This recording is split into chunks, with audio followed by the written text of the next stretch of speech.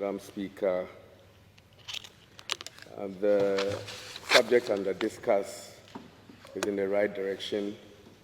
Madam Speaker, it suggests to me that you are getting the right advice and up to date on happenings around the space of technology.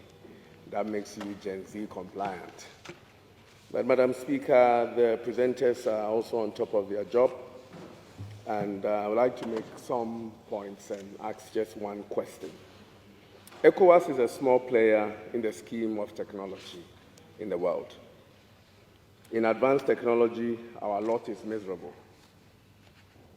Our data center capacity in the ECOWAS community is about max 200 megawatts compared to 9.4 gigawatts in Europe. We are trailing about 200 megawatts. Europe is doing about 9,400 megawatts or 9.4 gigawatts. Our economies are informal, about 60% of our economies are informal. We have a major infrastructural deficit. We are still grappling about how to distribute fertilizer and the right platforms in doing so. Here in this ECOWAS building, our internet hardly works. Yet we have been confronted with AI, which is about 10 leaps ahead of time.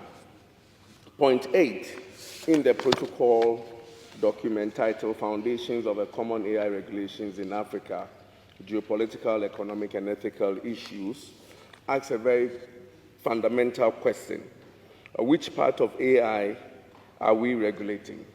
This single point is what must tickle our minds as a House. But then, luckily, point 24 tries to answer that question for us beautifully and suggests that we need to work at it before the field of AI hardens, quote, hardens into a set of facts on the ground that our successors will have to manage. Madam Speaker, we don't have a choice. The AI is here.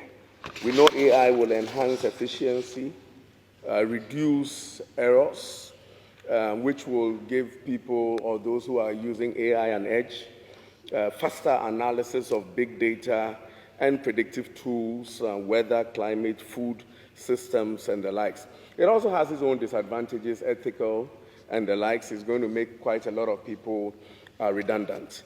Be as it may that it is here and we are not ready, it does not also mean that we cannot think and implement some guardrails to better our lot in this AI system. My question to the presenter, and I think you can go for the four, if you have space and you have the floor, you can answer it. How is ECOWAS going to enforce these rules? As basic, we need to have some rules at the start. How are we going to enforce these rules in the ECOWAS community? And for the big developers that are really driving the AI, if they cross those red lines as we have established here in ECOWAS, how are we able to enforce the rules with them? Thank you very much, Madam Speaker.